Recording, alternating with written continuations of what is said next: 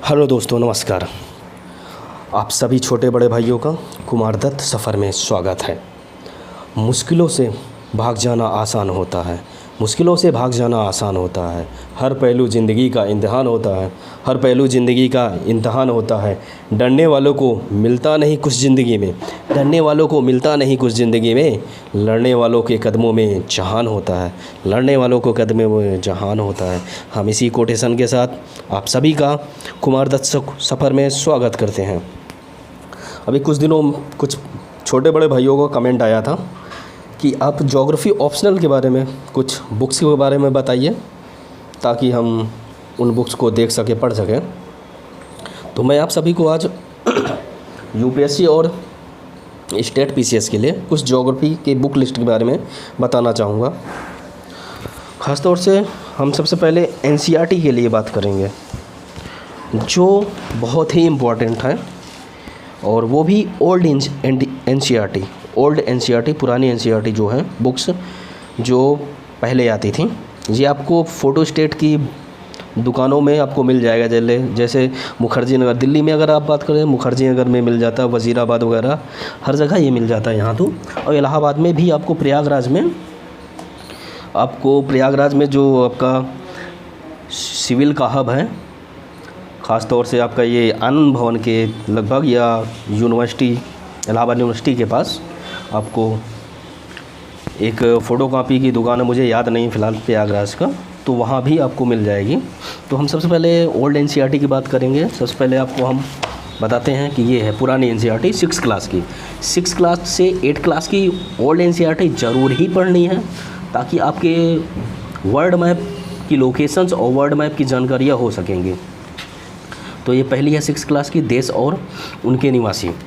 और उसके बाद हम बात करेंगे 7th क्लास की, ये है देश और उनके निवासी, ये दूसरा भाग है इसका, ये 7th क्लास की है ये। फिर उसके बाद आपकी तीसरी बात करेंगे देश और निवासी, ये तीसरा भाग है, वही 6 से 8 क्लास की है, ये तीसरा भाग है उसका। इन्हें ज़रूर ही पढ़ना, मोस्ट इंपॉर्टेंट बुक्स है ये ओल्ड एनसीईआरटी 6 से 8 ज़रूर पढ़ना है, ज्योग्राफी ऑप्शनल के लिए ख़ास तौर से, क्योंकि इससे हमारी सारी चीज़ें क्लियर हो जाती हैं। उसके बाद हम बात करेंगे आपके लिए न्यू एनसीईआरटी, जो कि 8 क्लास से 12th क्लास तक न्यू एनसीईआरटी भी पढ़ना ही ज़रूरी है।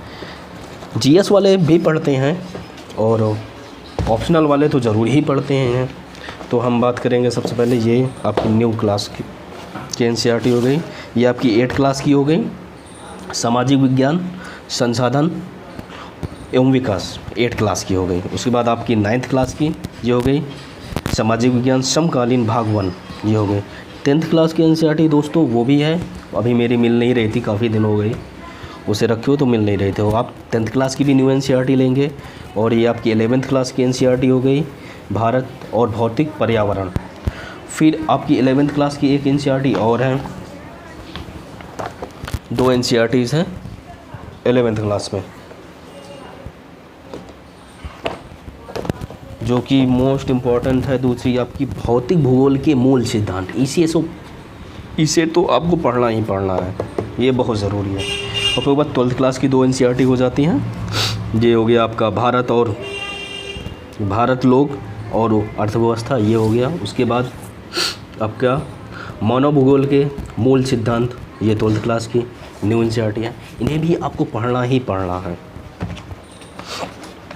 फिर उसके बाद हम बात करेंगे आपके लिए, कुछ लोग महेश वर्णमाल की बात करते हैं, महेश वर्णमाल भी पढ़ते हैं। तो जीएस वाले ख़ास तौर से, जो जीएस ऑप्शनल नहीं है जिनका, तो वो इसको भी प्रेफर करते हैं। आप इसको भी पढ़ सकते हैं, पर अगर ओल्ड एनसीईआरटी और न्यू एनसीईआरटी आप पढ़ ले रहे हैं तो इसको कोई ख़ास पढ़ने की ज़रूरत नहीं है, और आप पढ़ना भी चाहते हैं तो पढ़ भी सकते हैं, कोई इसमें अच्छी बुक है। ये भी महेश वर्णमाल की आती है ज्योग्राफी की।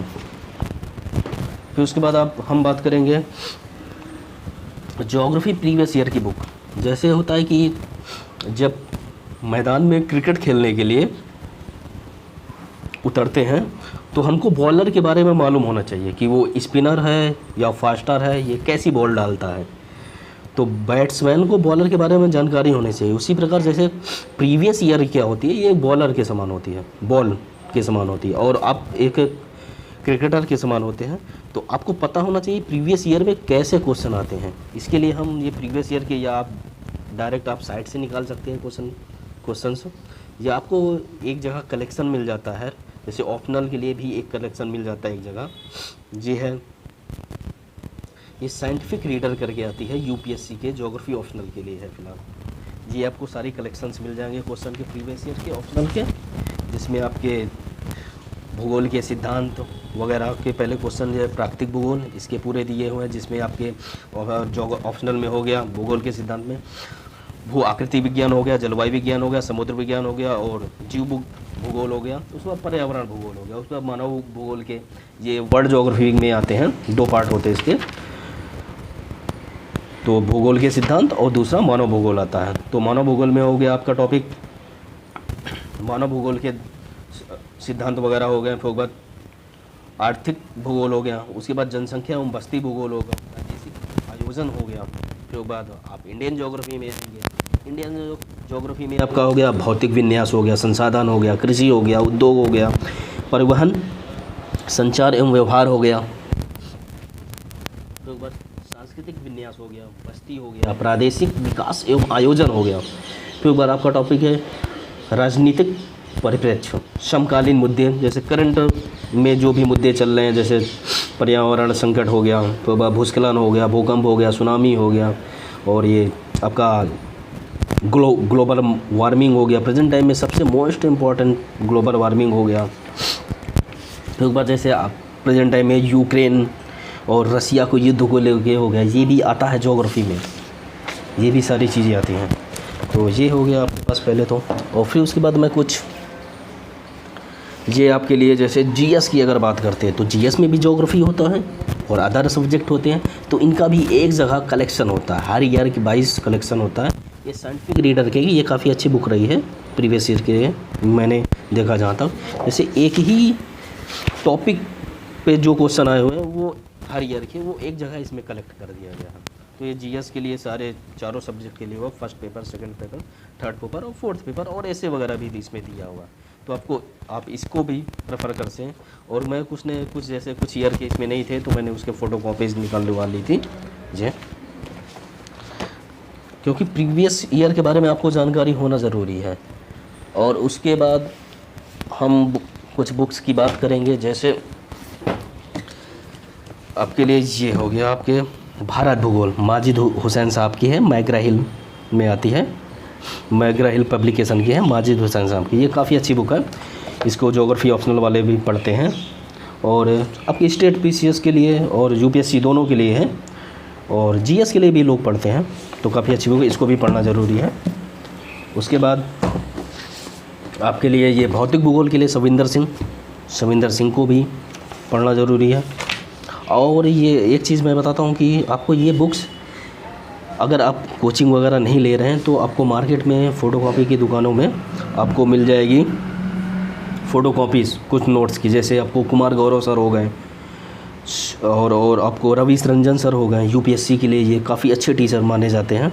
तो आपको इनकी फ़ोटोकॉपी मिल जाएगी, तो आप फ़ोटोकॉपी जो उनके नोट्स हैं उसके साथ अगर बुक्स को पढ़ेंगे तो आपको ज़्यादा आसान लगेगा, क्योंकि वो बहुत आसान से समझा देते हैं, तो आपको पढ़ने में कोई दिक्कत नहीं होगी। उसके बाद आ गया मानव भूगोल हो गया, ये भी माजिद हुसैन साहब की ही है, तो आप भी इसको भी प्रेफर करेंगे, क्योंकि मानव भूगोल पढ़ना ही है आपको ज्योग्राफी ऑप्शनल में, आपको विश्व भूगोल के पार्ट में। फिर उस बार प्रीवियस ईयर के कुछ क्वेश्चंस आप देखना चाहते हैं तो घटना चक्र से भी देख सकते हैं आप, या आप फ़ोटोकॉपी निकलवा सकते हैं, तो आप ये देख सकते हैं। इसमें स्टेट पीसीएस और यूपीएससी दोनों के दिए रहते हैं। अगर आप इसको पूरी बुक्स को ख़त्म कर देते हैं प्रीवियस ईयर के, मुझे लगता है कि अच्छा खासा इसकी जानकारी हो जाती है, क्योंकि ये घटना चक्र में सिर्फ क्वेश्चन ही नहीं, ये एक नोट्स की तरह आजकल बन गई है, क्योंकि इसमें बहुत कुछ दिया होता है। तो आप इसको प्रेफर कर सकते हैं, बहुत सारे स्टूडेंट करते हैं। और आपको मैपिंग, तो अगर ज्योग्राफी है आप, तो मैपिंग तो आप जानते हैं बहुत मोस्ट इम्पॉर्टेंट चीज़ होती है, क्योंकि इसके बिना फिर ज्योग्राफी चल ही नहीं सकती। तो कुछ मार्केट में भी चीज़ें आती हैं मैपिंग के नोट्स वगैरह, आप उसको भी प्रेफर कर सकते हैं। जैसे मैंने लिया है ये क्लास नोट्स आपकी आलोक सर की है, तो कभी मैं कुछ चीज़ें लेके देख लेता हूँ, काफ़ी अच्छी दी हुई है मैपिंग, देख लीजिए आप। तो आप इसको ले सकते हैं कभी भी, कहीं भी, मिल जाता है फ़ोटोकॉपी दुकानों में। देखिए हर चीज़ों के बारे में डिस्क्राइब किया हुआ है मैपिंग में, काफ़ी अच्छी चीज़ें। बाकी आप अपने से भी कर सकते हैं मैपिंग, और अपने अगर इस नोट्स को आप देख रहे हैं उसके बाद अपने से करना ही है फ़िलहाल, ऐसा कुछ तो है नहीं।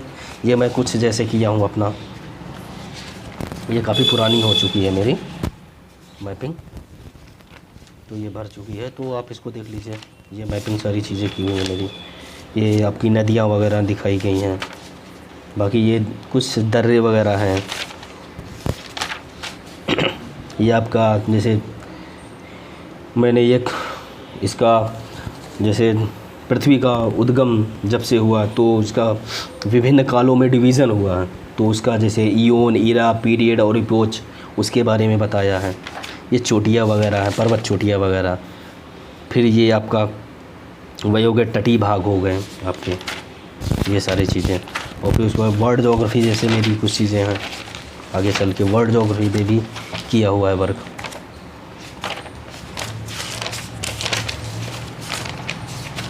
ये जैसे ये आपका अमेरिका हो गया, उत्तरी अमेरिका, तो इस पे लोकेशंस कुछ हैं, क्योंकि लोकेशन पे हर ईयर 2-3 क्वेश्चन ज़रूर आते हैं, 2-3-4 क्वेश्चन ज़रूर आते हैं, तो इनको भी आपको करना ही ज़रूरी है। और आप तो सभी जानते हैं इसके बारे में, एटलस जो कि कोर भाग है, वही मैपिंग, इसके बिना तो कोई भी एग्ज़ाम नहीं निकलता है फ़िलहाल, चाहे यूपीएससी हो या स्टेट पीसीएस हो या अदर एग्ज़ाम हो, हर के पास एक एटलस ज़रूर होता है। तो ये तो लड़के सोते और जागते भी देखते हैं, इसको तो तकिया के नीचे रखते हैं लोग। तो ये चीज़ें हो गई, आपको ये चीज़ें पढ़ना ज़रूरी है।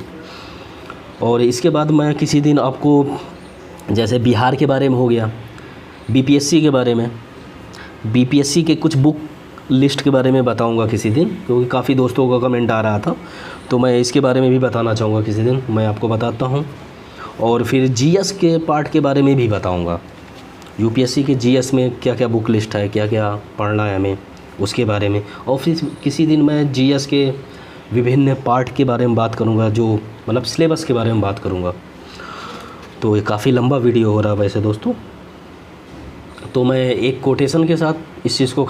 और दोस्तों, आपको मेरा वीडियो देखने के बाद जैसा भी एक्सपीरियंस हो रहा हो, कमेंट बॉक्स में जाकर अपना फीडबैक ज़रूर दें। आपका फीडबैक हमारा मोटिवेशन होगा। और अगर आपको मेरा वीडियो अच्छा लग रहा हो, जैसा भी एक्सपीरियंस हो, आप सब्सक्राइब ज़रूर करें और बेल आइकॉन को ज़रूर दबाएं, क्योंकि आपका लाइक, कमेंट, सब्सक्राइब और बेल आइकन हमारा मोटिवेशन होगा। तो धन्यवाद। तो मैं एक कोटेशन के साथ इस चीज़ को ख़त्म करना चाहूँगा। अपने हौसले बुलंद कर, अपने हौसले बुलंद कर, मंजिल तेरे बहुत करीब है, मंजिल तेरे बहुत करीब है, बस आगे बढ़ता जा, बस आगे बढ़ता जा, यह मंजिल ही तेरा नसीब है, ये मंजिल ही तेरा नसीब है। जय हिंद दोस्तों, हम चलते हैं फिर किसी दिन कुमार दत्त सफ़र के साथ दोबारा मिलते हैं। सत श्री अकाल, आदाब, नमस्कार, जय हिंद, जय भारत।